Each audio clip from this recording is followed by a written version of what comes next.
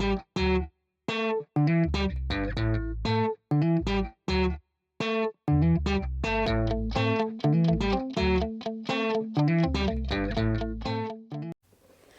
so it seems like once again I owe my regulars an apology.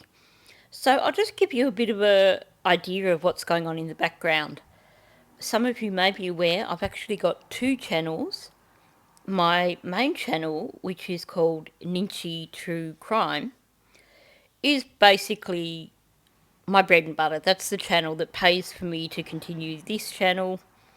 That's the channel where I get most of my subscribers, most of my views. So without that, I wouldn't be able to continue this channel. So I have been encountering for the last several weeks issues with demonetization of my videos on my main channel. And each time I go through, I look at all the guidelines, and there is nothing that stands out as being a breach of the guidelines. So quite often I find myself re-editing these videos, re-uploading them, and as you can see by this current one, that's a 2-hour video. So that's 6-7 hours worth of work that goes into these videos. And then on top of that, I upload them and I have to turn around and re-edit them to try and get this demonetization lifted. And of course, every time that happens, it means that I just run out of time at the end of the day to do anything for this channel. So this ongoing battle on my other channel is definitely impacting this channel in a major way, and that is a large part of why I'm struggling to keep up with videos with this channel. You know, it should be a simple case of I get in, I finish my video for my other channel, and then I have time usually at the end of the day to jump in and do something for this channel, because this channel doesn't take up a fraction of the amount of time that my other channel does. And yet then stuff like this happens and all my time goes out the window dealing with that. So I do apologise. I am eager to keep this channel going, but sometimes there's just obstacles that make it hard to get in and get the work done. And like I said, because my other channel is the one that actually pays for me to be able to continue to do YouTube, then obviously I have to prioritise that each time. So with that said, let's move on to today's video. Now, I actually only recently did a reaction to another one of Luke Tweddle's videos. You can find that in my playlist, in my reaction playlist. But he recently put up another video which was quite original in my opinion. I haven't gotten right through it because I watched part of it and went, actually, yeah, no, I like this one. And I do want to actually do this as a reaction video. So what he's talking about here is he's labelled it British 24-year-old reacts to lies about Australia on social media. And basically he's referring to the way Australia is portrayed, not necessarily by people who hop on YouTube and have a channel like he has, you know, people who live there and show you all the sides of it. But I think he's talking more about the things you see that are basically just looking at Australia through rose-coloured glasses. Now, he's not doing this in a negative way, which I really like. He's doing it in a, let's be realistic, let's talk about actually what my experience as a Brit having just moved to Australia is and how that differs from what you see on social media. So with that said, let's just jump in and have a listen to what he's got to say. I feel like a lot of people get the whole idea of moving to Australia by what they see online, but for me, online and social media is not a good representation of what life actually is like in Australia. You see the highlights online for sure. Certain things are definitely blown out of proportion online, and I think there's a lot of lies that are spread about Australia, misconceptions and stuff like that. And in general, I think social media a lot of the time is lying to you about Australia. Now there is a difference. If you're watching videos about Australia like this one, like people who have lived there from personal experience and are giving you their honest thoughts on life in Australia, that's a great way to get an idea of what life is like in Australia. However, scrolling on TikTok and scrolling on Instagram, seeing people's lives in Australia, seeing them do amazing things every weekend and encounter all these different things, that is not such an accurate representation of life in Australia. And we'll come on to that in today's video. He makes a good point here, doesn't he? I mean, it's the same as everything that we see quite often on things like Instagram and TikTok. It's people trying to create the impression that they live this wonderful, fantastic life. And when you actually look behind the scenes, it's nothing at all like that. So it's that whole glamorizing your own existence. And what he's saying here is you've got this overflow where you do get these people who glamorize their existence specifically in relation to living in Australia, and people who don't know Australia, understand Australia, see this glamorized existence and don't understand any of the background stuff. So it is the highlights of someone's life in Australia, or over exaggerating things, or giving people misconceptions. So, good call. So the first point, quite simply, is I've mentioned this before, and it is the constant holiday vibe. I know people say, well, obviously not. It's not going to be a constant holiday if you're moving. You know, you've got to live your normal life and stuff. But I think a lot of people are very naive to this when they first move, particularly those people who do see it on Instagram, on TikTok, this amazing Australian lifestyle. For me, the people who move because of that are the people that are going to be the most disappointed with their move there, because they kind of get hit with this massive reality shock. Like I say, the first couple of weeks in Australia is amazing, and the whole time in Australia is amazing for sure, but it doesn't feel like a holiday the whole time. The first couple of weeks does. You're going to have the best time ever, but once you get into that routine of having to work, do your food shop, pay rent, you know, life can still be boring sometimes in Australia. And I think even though it sounds obvious, and I get a lot of comments saying like, obviously, who thinks you haven't got to do that? I think you'll be surprised, because a lot of people are in for that shock when they first move to Australia.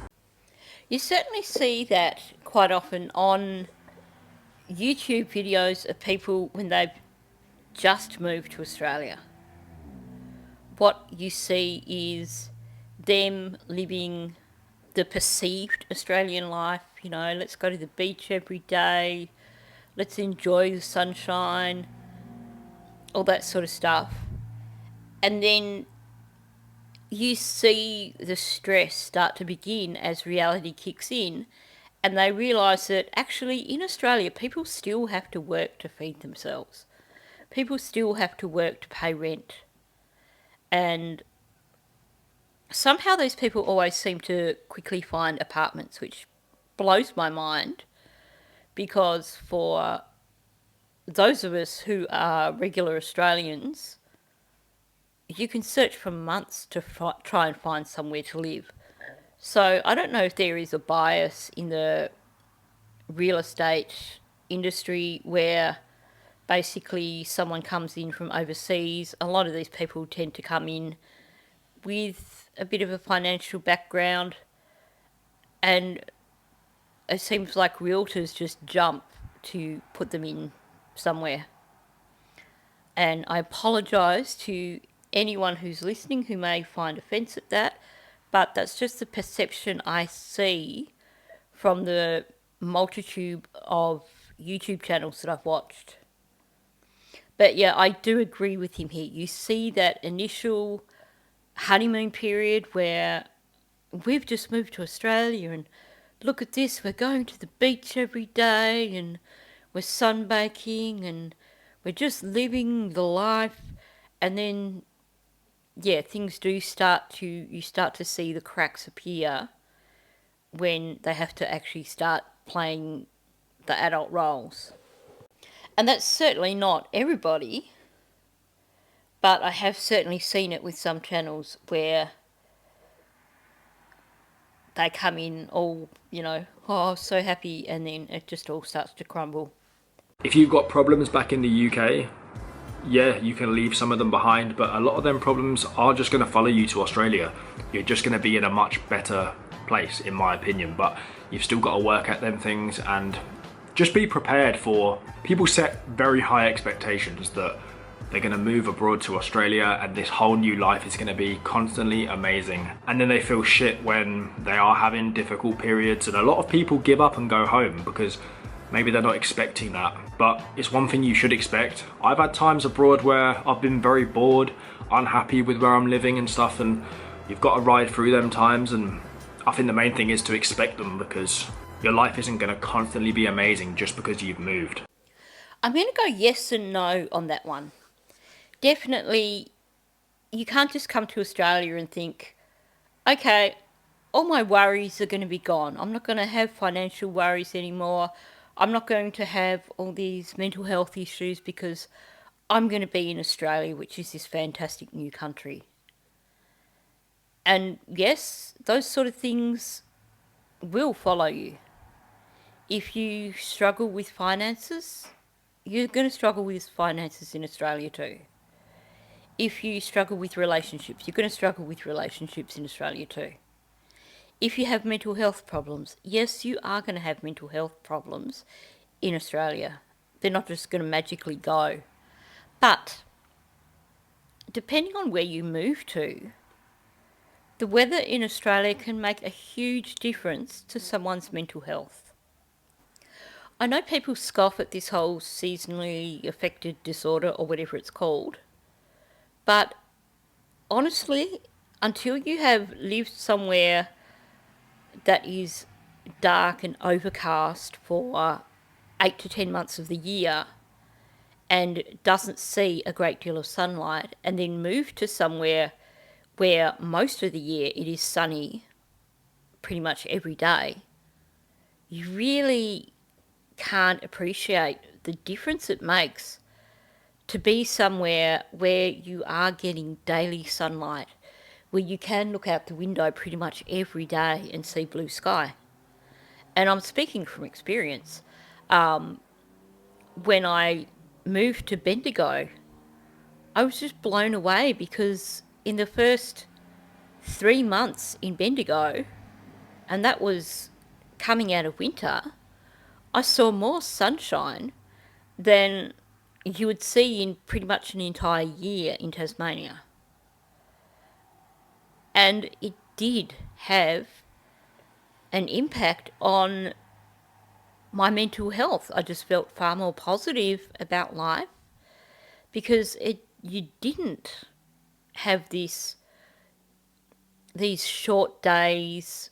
I mean, obviously the days get shorter in Bendigo as well, but you don't get this everything is dark by 5 o'clock, which now when I think about it, like, I'm like, wow, that is really early. And yet in Tasmania, you get that through winter and it just is the norm. And you don't realise how much it gets you down to be leaving to go to work when it's dark and then coming home when it's dark in wintertime. And it really does make a difference to live somewhere where the days are just that little bit longer and where you do manage to get all this sunlight through the day. And I think too, the warmer afternoons make a difference because you can get outside pretty much every day of the year in the afternoon, even after you've finished work. Because in the warmer places, it just doesn't cool down the way it does in the darker, dreary places. So I could understand people coming from the UK and actually finding if they've chosen to live in an area that is warmer, so Gold Coast, even northern New South Wales, Brisbane, all those areas, Perth, I can understand why it does actually have an impact, and it can actually improve your sense of well-being, which is of course going to overflow into the rest of your life. So I think it's probably going a little bit over to say that it's not going to fix all, but it can make a bit of a difference depending on where you go. In terms of mental health, I think if you move from the UK to Tasmania, I don't think you'd see a huge difference in terms of how the weather would affect you. Another lie that you see on social media about Australia is the weather. Now, obviously, 90% of the time you're watching social media, you are seeing blue skies, you're seeing this amazing beach weather, and whilst Australia weather is definitely a lot better than the UK, it surprised me, to be honest, how cold and how wet the winters actually were in Australia. Definitely in the south. If you go up north into Queensland and stuff and the Northern Territory, it is warm for the majority of the year, but down in the south, in the cities, the weather could be pretty rough in the winter. Sydney winter was freezing, it was so windy. We lived in Adelaide and Perth in the winter, and honestly, some mornings it got close to 0. I initially moved to Australia with my best mate, and he packed this big like puffer jacket, and I was thinking, why are you bringing that? We're moving to Australia, you are not going to need a coat. And then 2 months later, when it was winter, I was thinking like, fair play, you made the right call to bring a coat, because I was freezing. I didn't expect the winter to be as cold as it was. It's not as cold as the UK winter, obviously, but be prepared for it, because Australia on social media looks like it's constantly sunny. Yes, it's a lot sunnier than the UK, but there's still a pretty, especially if you live in the south, there's a good 4-month period where the weather's pretty shit. There's certainly a perception, isn't there, from people coming from overseas that it is pretty much summer all year round in Australia, which of course it isn't. And I think a lot of people don't expect, particularly when you are further north, to actually get those temperatures that go down into single digits, because there is this perception that if you live somewhere like in Queensland, that you're going to be living in shorts and t-shirt all year round. Now, I had a little chuckle when he said when you get further north, the weather can be crap for up to 4 months. Clearly, he's never been to Tasmania, because pretty much from April through to November, Tassie is cold, it's dark, it's overcast. Depending on where you are, it's wet. So 4 months is quite generous. In Tassie, you get 4 months of reasonable weather. And I know I do go hard on Tassie, but it's true.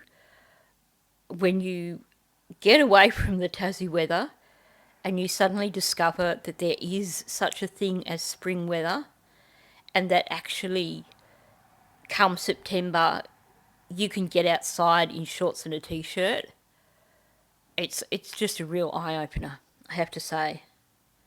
But he is so spot on here about this belief of Australia just being in this eternal summer.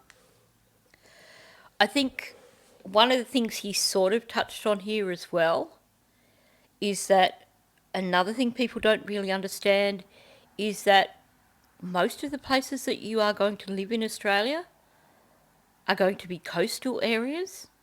So you will get those winds, you will get those cold afternoon sea breeze. It's not all super hot, no wind, no afternoon sea breezes, none of that stuff. You are affected by coastal weather.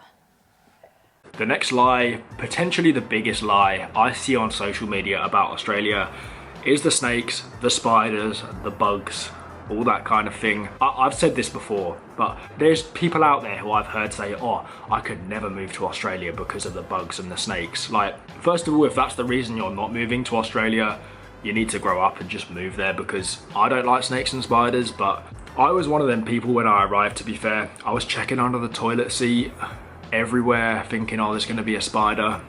After a while, you just get bored of doing that. And then I was there 2 years and hardly saw any snakes and spiders. The only snakes I saw was when I was doing farm work in Queensland, literally on a farm. Like, no shit, there's going to be snakes there.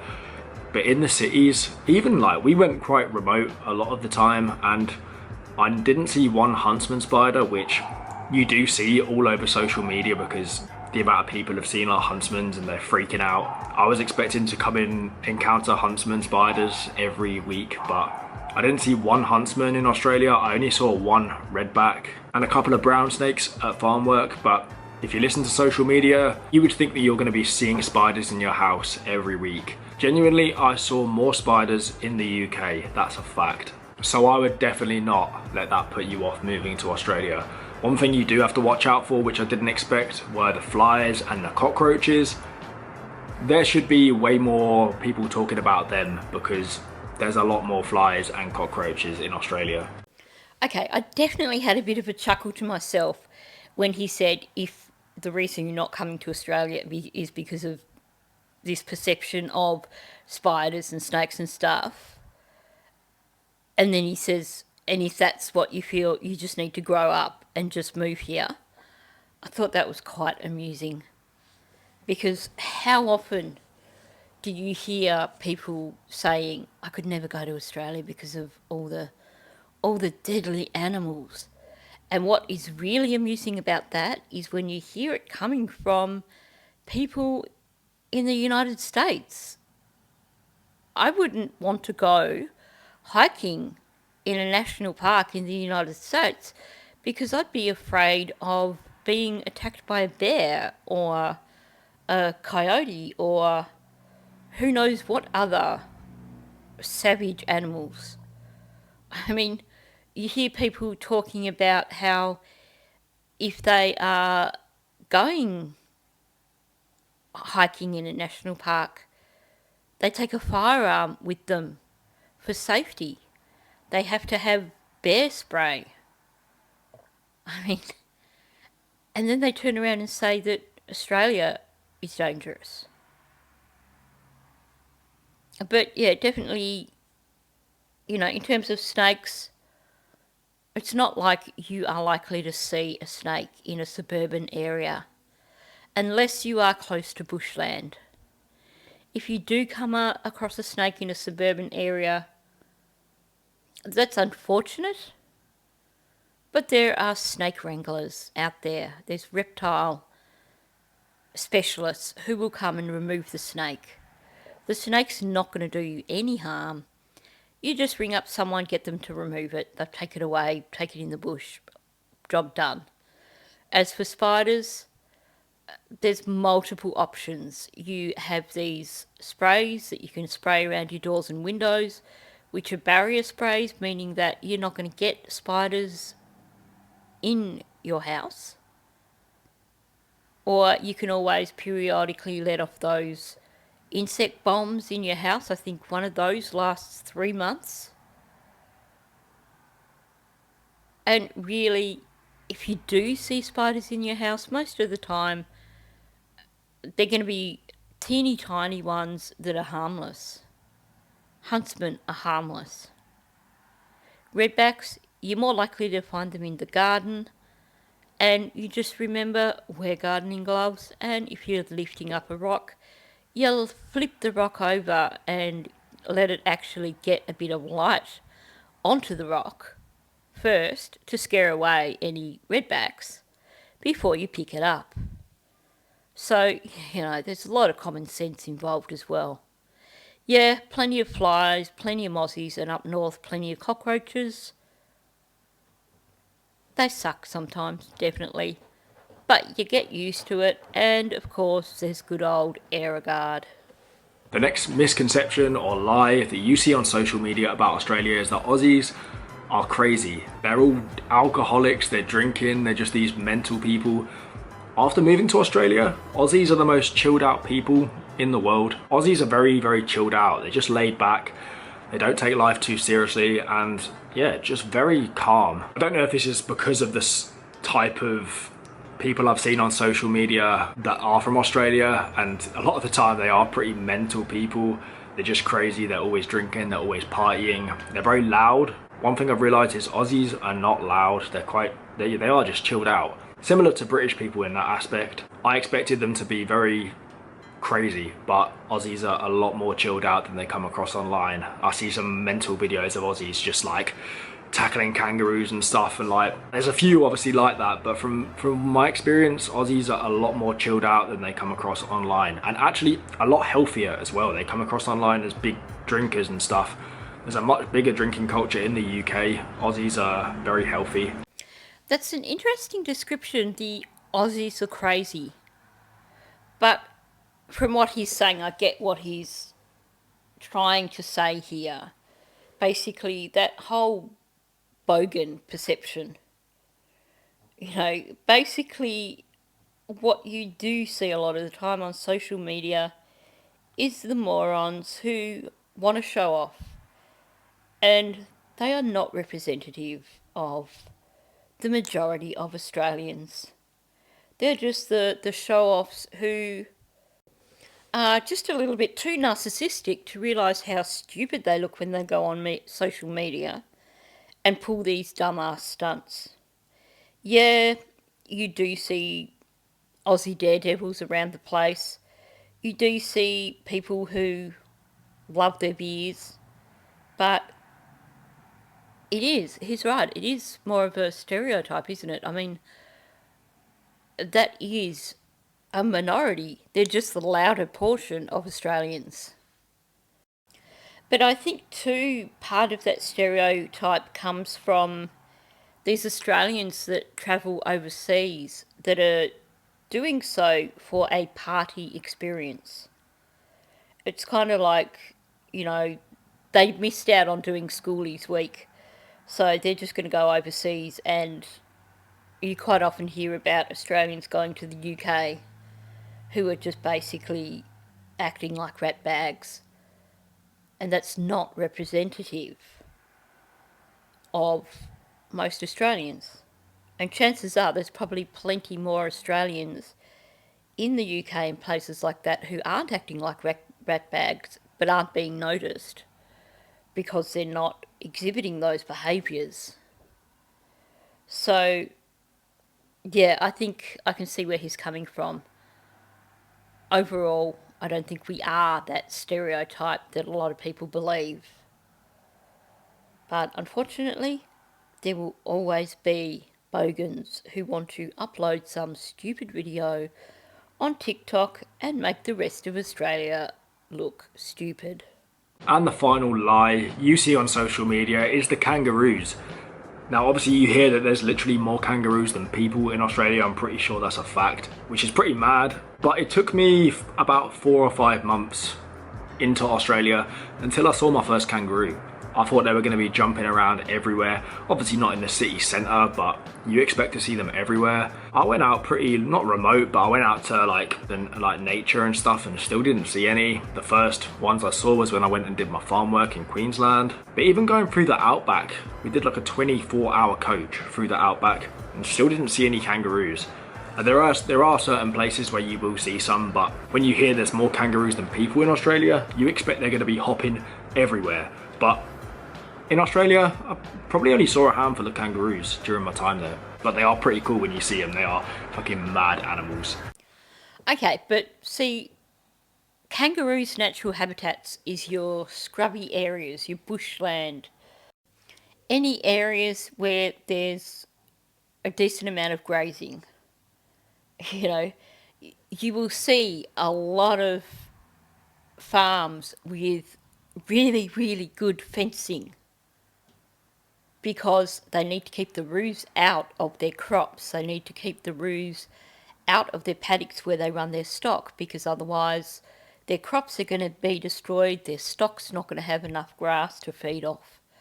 So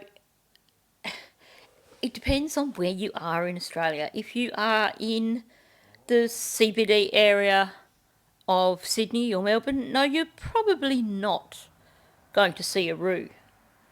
But if you are in the outer suburbs, somewhere close to bushland, then there's probably a good chance that you are going to see roos or wallabies, depending on where you're at. I mean, here in Victoria, most of the highway areas, you need to be really careful from like dusk through to dawn because the roos are everywhere. Even if you head down to the airport, depending on what time of day it is, you may well see dozens of roos on the side of the road as you head towards the airport. So, yes, we've got plenty of roos. No, you're not going to see them. You're not likely to see them in the CBD areas. But definitely outer suburbs, you've still got a good chance of seeing them. Heading to bushland, you've probably got a good chance of seeing them.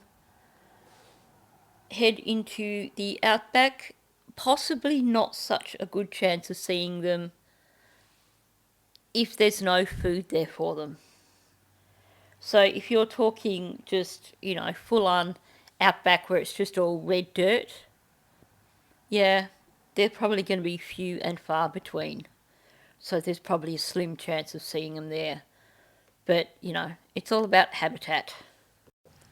That said, I've lived in Victoria for 7 years now, and I still haven't seen a koala out in the bush. Which, of course, as you know, Tassie doesn't have koalas. So for a former Tasmanian, that is one of the top things on my bucket list. I want to see a koala just in its natural habitat. So that brings us to the end of the video. While it's not exactly original in terms of the stereotypes, I do like the way he's tackled it. I think it is an original way of tackling it. And I think he's made some really good points. So kudos to Luke for this one. I think it was a good video. I enjoyed it. I didn't see anything negative here. No negativity towards Australia. I think it was very common sense. Basically telling people, use your common sense. Don't be fooled by just this perception that you see on TikTok or Instagram. There's so much more to Australia than these stereotypes. So, yeah, well done. I like this one. If you did enjoy this, I noticed that he is so close to 1,000 subscribers. So if you enjoyed it, I will of course tag his channel and also leave the link to the original video so that you can go over and share the love. Go over and subscribe. Watch some of his videos, give him some likes, give him some comments, all those things that help encourage someone to persevere. So on that note, thanks for listening. If you are new to my channel, please do subscribe. Also, please hit the like button. YouTube loves it when you do that. And please leave a comment below. Thank you, and I'll catch you in the next one.